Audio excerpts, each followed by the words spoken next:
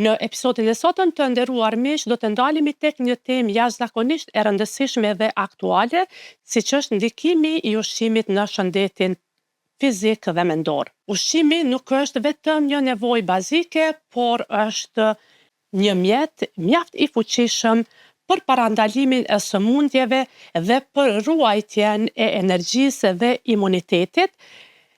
Gjithashtu ndikon edhe në cilësinë e jetës sonë. E për të diskutuar më gjërësisht rreth kësaj teme, në studio kam kënaqësinë të kem nutricisten Urata Rexhepi, e cila studimet themelore i ka të përfunduara në shkencat e ushqimit dhe bioteknologji. Gjithashtu është edhe në përfundim të studimeve master në të njëjtin drejtim. E nderuar Urata, ishte ky një prezantim i shkurtër sa i përket thirrjes tënde akademike. Mirë se erdhe dhe faleminderit që ke ndarë kohën të jesh me neve sot në studio. Përshëndetje, faleminderit shumë për ftesën, më vjen mirë edhe këtë që. Fillimisht, si ndikon ushqimi i përditshëm në shëndetin ton të përgjithshëm? Ushqimi qysh e cekët edhe jo, nuk është veç një mjet për mu ushqy, nuk janë vetëm kalori, po ato do me thonë është që një stil i jetesës. Ndikimi i ushqimit në jetën tonë është shumë më i madh se çysh e mendojna. Në shëndetin tonë mendon, shëndetin tonë fizik, në gjitha mënyrat, për arsye se është përditshmëria jona. Çdo ditë na ushqejemi, edhe çka ushqejemi tregon shumë për neve. Për shembull, mundem me fillu prej shëndetit fizik, ku mande kjo ndërlidhe normale edhe me shëndetin mendor. Një ushqeshmëri e mirë do të thotë që do me thonë neglizhimi i ushqimeve të përpunume, ushqimet e ëmbla, të procesume, çka janë fast food, krejt këto pijet e ëmbla, krejt këto më mundu mi janë shkalu qaq ma shumë sa mundeme. Edhe më ushqy, do me thonë ma shumë në ushqimet të cilat janë të plota, edhe sa ma shumë që afron origjinës tyre. Për shembull vest, qumshti, kosi, proteinat me cilësi të mirë, karbohidratet e shëndetshme normal, yndyrnat e shëndetshme, krejt këto kanë me ndiku sigurisht në shëndetin tonë.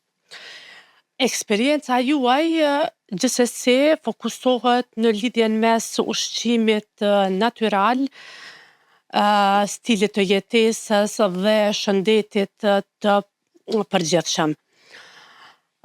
Përmende pak a shumë këto ushqimet e procesuara dhe ushqimet jo të shëndetshme e gjitha këto, por cilat janë gabimet më të shpeshta që ne bëjmë sot në të ushqyer? Gabimet më të shpeshta që mundën më bo në ditët e sotit, një prej pikave kryesore mundën me qenë dietat ekstreme. Për shembull dietat të cilat patjetër i acenojnë vetes disa lloje të ushqimet, po vazhdojnë me ushqime të tjera, ose për shembull bojnë edhe gabime tjera. Për shembull te dietat ekstreme mundën me shku me dieta të cilat shkojnë vetëm me anë të proteinave. I anashkalojnë komplet karbohidratet. Edhe i marrin që karbohidratet patjetër kanë me bo dëm shëndet. Po ajo faktikisht është gabim. Nuk mundesh më fokusu vetëm te proteinat, e sidomos kur fokuson te proteinat vetëm shtazore. Këtë rregull, unë nuk po them shumë janë shkalu proteinat shtazore, po mirë është mi kombinu edhe me proteinat bimore. Mos me tepru shumë, për shembull gjatë javës vetëm mish me konsumu, po për shembull me shumë proteinat bimore, të cilat janë bishtajoret, thjerrzat, fasuljet, qiqrat, kinoa, këto janë shumë të mira. Edhe për arsye pse nuk do të konsumu vetëm proteinat shtazore, është se mishi për shembull, mishi i kuq, merr më shumë kohë deri në 7 orë shkon vetëm mu largu, domethënë mishi prej sistemit të tretë, mu tërejt, domethënë. Edhe nëse konsumohet për një kohë shumë të gjatë, atëherë ato mund të me lëshu toksina. Pra me një anë, sa do që mundohesh mi bo mirë vetes, shëndetit, atëherë kime shkaktu edhe problemet tjera shëndetin tënë. Prandaj është mirë mi përfshi sa ma shumë. Karbohidratet, proteinat, me pas prej secilës nga pak. Proteina, karbohidrate, yndyrnat e shëndetshme, me pas lera manit pemëve dhe perimeve. Për shembull, mos më fokusu vetëm 2-3 lloje të perimeve, po mundu me bo sa ma shumë ngjyra të ndryshme. Qaq ma shumë ngjyra ka, qaq ma shumë lëndë ushqyse ka me pas pjata. Sa është e dëmshme kjo lloj diete apo këto lloje dietash, sepse nuk janë vetëm këto dietat ndoshta që fokusohen njerëzit vetëm në një ushqim, po kemi tashmë dietat të ndryshme. Mirëpo kur e përmende vetëm konsumimin e një ushqimi gjatë një jave, apo si i kombinojnë domethënë të ata që vendosin të mbajnë këto dieta. Po sa është e rëndësishme kjo mënyrë në fakt e të ushqyrit, dhe më thonë edhe si ndikon në shëndetin e njerëzve me një fjalë, dhe më thonë t'ju tregojmë tamam drejt se çka mund që të ju dalë, dhe më thonë nga ky keq informim të themi. Po, rreziqet janë pak a shumë të mëdha, për arsye se tash nëse flasim në bazë statistikave, rreth 80% të personave të cilët kanë bërë këto dietat ekstreme, tash po flasim për shembull te rastet e mbipeshës, rreth 80% që i kanë bërë këto dieta ekstreme, i kanë përdorur këto dieta ekstreme, i kanë kthy peshën që e kanë pas, përkundra asaj e kanë dyfishu peshën që e kanë kthy. Pra kjo në një farë mënyre ka shkaktuar stres në organizëm. Edhe mandej stresi ka ndikuar në çrregullimet e tjera, u kthy pesha, u dyfishu pesha. Mirë është me pas kujdes, nuk ka nevojë me shkaktu stres ndaj trupit, nuk ka nevojë kur gjo me tepru. Mirë është me hangër shpesh edhe nga pak gjatë ditës ushqimin, mundu mu hidratu, aktiviteti fizik është po ashtu keq, do me thonë 70% është tek dieta si çka po konsumojmë gjatë ditës, edhe 30% është tek aktiviteti fizik. Kur të kombinohen këto dyja, normal bashkë me hidratim, atë nuk ka me pas kurfar probleme, nuk ka nevojë as me shku me uri ekstreme ose me dënu veten se nëse e kon konsumu një çokoladë u bo name. Nuk u bo kur gjo. Vazhdoj e ditën. Tash nuk ke nevojë tash si ke konsumu diçka çka konsiderohet jo e shëndetshme, me vazhdu me dënu veten, mos me konsumu kur gjo hiç, ose edhe me vazhdu qashtu mi konsumu prapë ushqime të tjera, hajde se sot kom vazhdu qashtu pe kry krejt sot ditën. Jo. E ke hangër që ata kur gjo nuk u bo, vazhdo mirë tash, vazhdo, mundesh mirë është me konsumu vaktet me rregull, që është pika kyçe, nëse don dikush mi shmang këtë ndjenjen, këtë dëshirën me konsumu sneka ose këto ushqimet e jo shëndetshme që konsiderohen. Mirë është vaktet. Pika kyçe është vaktet, mu konsumu në kohë të rregullt. Edhe me qenë ushqime, do me thonë, me lart ushqyese. Nuk ka rëndësi vetë sasia e ushqimet, po do të më fokusu sidomos tek cilësia. Për shembull, shumë njerëz mëngjesin e kalojnë me një kafe, me një croissant, e mandej gjatë ditës nuk kanë mundi mirë. Normal që nuk dihen mirë, sepse ato qysh ta japin një energji shumë lart, ato dhe kamera energjia shumë shpejt. Prandaj është e rëndësishme me fokusu në ushqimet që janë të pilota. Kanë cilësi të mirë, edhe sasisë që duhet me pas, edhe kohën. Pra gabimet që i bën është te cilësia, sasia edhe koha kur konsumohen ushqimet. Tash nëse e shohim te cilësia, nuk duhet me shiqu për shembull vetëm fast foodat, hajtë se kjo ka mish, kjo ka këta. Jo, nuk ka nevojë. Mirë është për shembull u bazu tek mëngjesi. Mëngjesi pothuajse është ajo kryesore që e determinon e përcakton çysh ka me shku krejt dita. Nëse mëngjesin qysh e cek ka për shembull e çon me një kafe, me një croissant, normal që mundi i lot, po nëse ha një ushqim të mirë, të shëndetshëm, për shembull vezë me perime, djath, kos, tërshara me kos e me fruta, këto kam na marrë energjinë gjatë ditës më mirë. Edhe po ashtu kena me qenë më të fokusuar. Mandej e gjatë drekës, me konsumu diçka mish për shembull, nëse dojmë proteina me shtu prej anës shtazore, mishi i koq, mishi i shpendve, peshku ble është shumë i mirë, po mundet peshku mu konsumu edhe gjatë kohës darkës, për arsye se qysh e ceka, mishit i vjen më shumë kohë për mu largu prej trupit. Do me thonë mu tret. Tash mishi i peshkut e ka më pak kohën do me thonë kozgjatën për mu tret. Është më i lehtë. Kështu ajo kryesisht preferohet edhe gjatë darkës mu konsumu. Mandej janë karbohidratet komplekse, tritrat integrale, buka integrale, makaronat integrale, orizi i kaft, krejt këto janë shumë të mira mu konsumu, patatja ëmbël, patatja, perime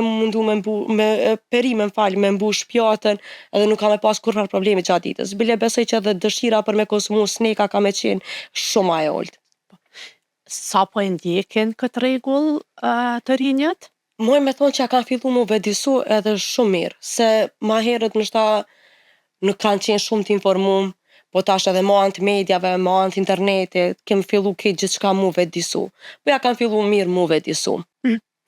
Shohim të rinj të cilët e frekuentojnë fitnesin, dëshirojnë të formsojnë ato muskujt e gjitha këto, por nga ana tjetër marrin edhe ato proteinat, si themi, whey protein që jenë. Po, sa janë të dëmshme ato urata?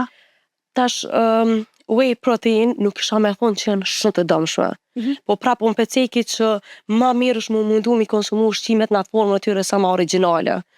Normal që ditët për shembull kur nuk mundesh me konsumu qyshtot ushqime për shembull me proteina, atëherë mundesh me bashkangjit atë whey proteinën. Ha. Po mundu me lo sa më rrallë, mundu ushqimet e plota sa më shumë i konsumu, çaq më mirë ka me qenë për organizmin tonë. Nuk jo shumë dëmshme, po nuk bëre me tepru. Momentin që fillojnë mu tepru edhe me zëvendësu ushqimin e real, ushqimin e vërtet, atëherë di mu shfaq problemet e tjera. A ka statistika këtu në vendin tonë sa i përket, problemeve me obezitetin, ose si që shohim në për shtetet tjera, që vërtet është një problem shumë i madh. Shumë i madh.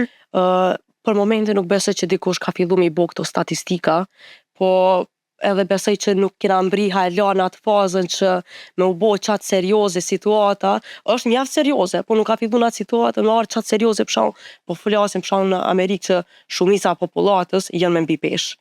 Kështu që po besoj që deri të mrina në atë pikë ka dhe pak po i shoh as mrina heqë, po besoj që ka dhe pak kohë. Po gjithsesi na duhet ndoshta një edukim paraprak. Duhet, definitivisht duhet. Po, Urata, sa është i rëndësishëm balancimi i ushqimit në parandalimin e sëmundjeve kronike? Është shumë i rëndësishëm, për arsye se tash nëse përcjellim krejt këto sëmundjet, për shembull sëmundjet kardiovaskulare, diabeti, këto ka rastin e rrjedhshmëri, një keq ma herët që ka ndodhur. Kështu që mirë është më fokusu sa ma herët fillojna me një ushqyeshmëri ma të mirë, aq ma i ulët ka me qenë rrezikun të ardhmen. Po mundu me përfshi sheceka sa ma shumë, pemë perime, mish i cilësisë të mirë pa djam, po ashtu edhe proteinat ma mbimore, yndyrnat e shëndetshme, mos me tepru, me konsumu ushqimin shpesh edhe nga pak, mu hidratu që shdohet, po na mundi mu hidratu për shembull jo veç përmes ujit si ujë. Po. Mundi me për shembull edhe përmes çajrave. Për shembull shumë probleme munden mu trajtu të paktën me ul problemin mbas çajrave. Nëse ka dikush infeksion urinar, çaji u ven është shumë i mirë, çaji hithit është shumë i mirë. Problemet e tjera për shembull me problemet me stomak, me lukt, çaji kantarionit, çaji mentës, këto din mi zbut çto inflamacione. Kështu që mirë është më fokusu sa ma herët që fillojna, çaq ma i ulët ka me qenë rrezikun të ardhmen. Po, kur jemi tani tek çajin zakonisht njerëzit e marrin duke e ëmbëlsuar me sheqer. Tani edhe ky është një rrezik, edhe ndoshta një e keqe që ja dërgojmë organizmet? Po, qaq po bën mirë, pi bën edhe dëm vetes. Kështu që mirë është që nëse dikush e preferon, mirë është mas pari mu mundu me largu sheqerin krejt. Nuk po thon në atë pikën ekstreme, po sa më shumë që mundohemi me largu, është aq më mirë. Nëse dikush e don çajin pak më të ëmbël, le të pet pak let vogël, le të çet pak mjalt, edhe ka me qenë gjithçka në rregull. Po sheqeri si sheqer që është i rafinuar, ai nuk sugjerohet shumë për arsye se din me bo probleme të mëdha. Kështu që më mirë nëse e pin çaj, veç ja fillon me bo mirë ndaj vetes, bile që t'ja pak mjalt, ka me qenë shumë mirë.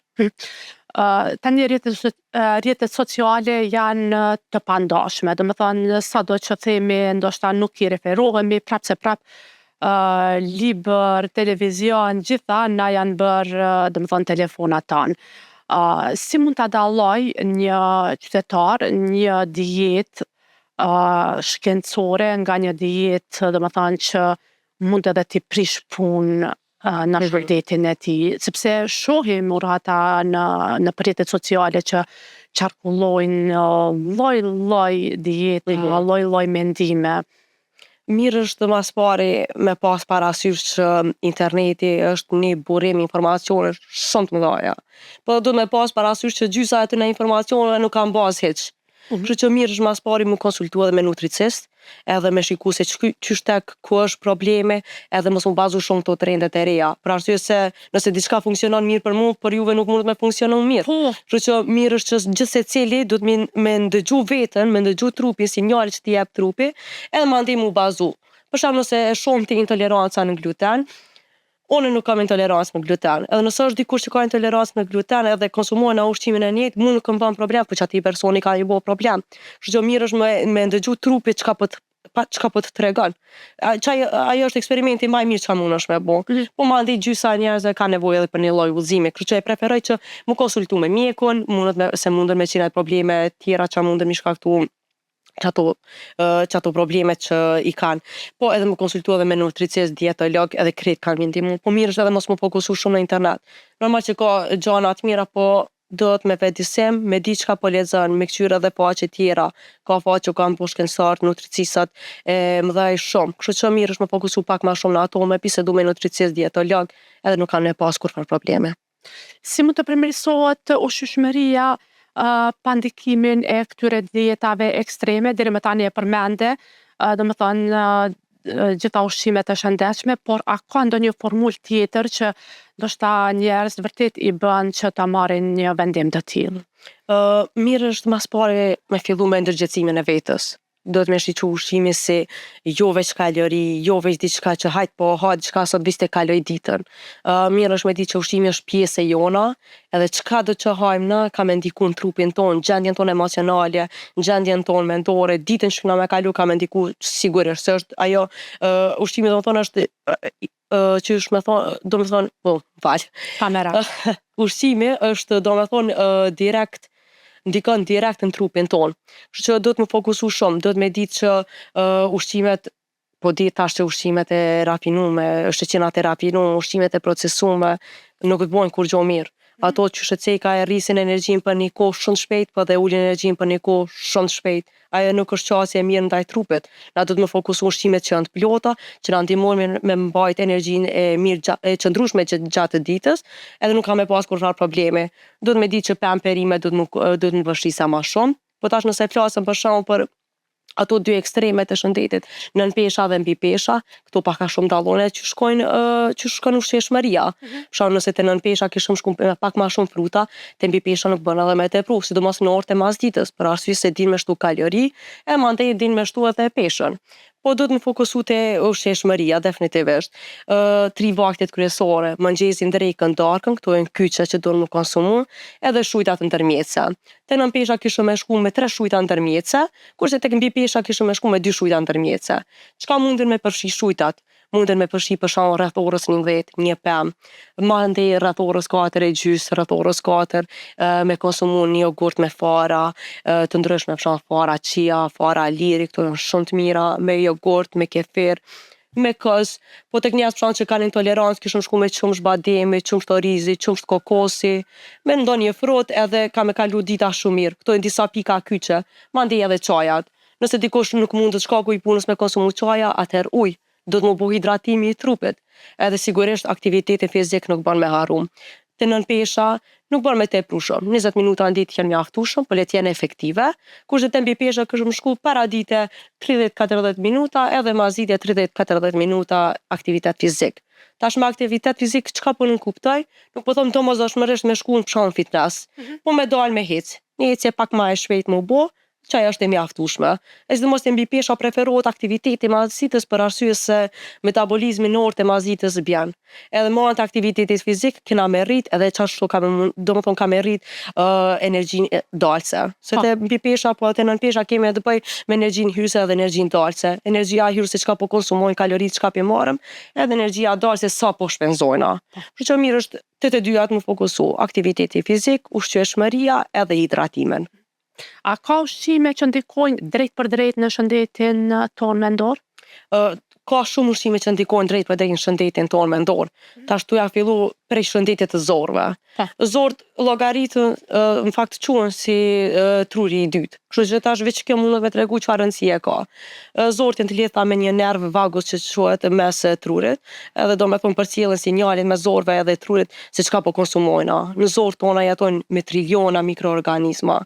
Këta mikroorganizma janë të adaptueshëm.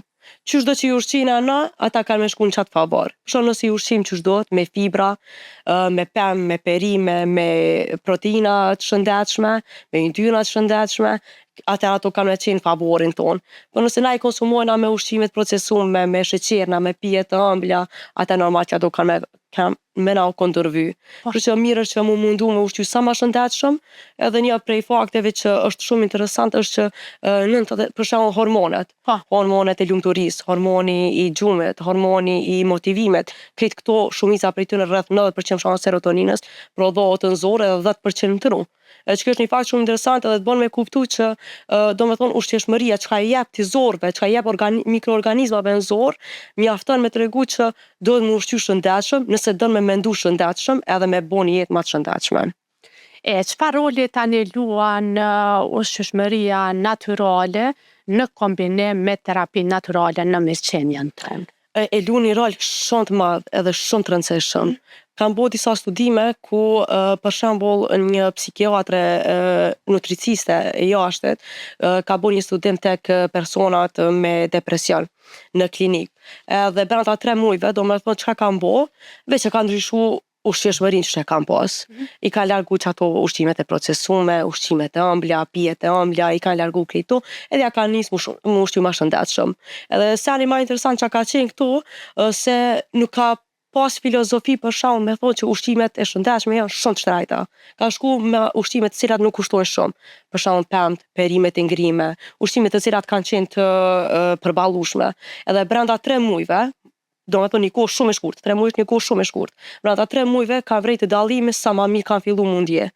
Tash po flas për eksperiencës personale në klinikën tonë, me klienta nuk vyn as 2 javë kur ja kanë fillu mundje ma mirë dhe më kanë tregu që ja kanë fillu veç mundi ma mirë.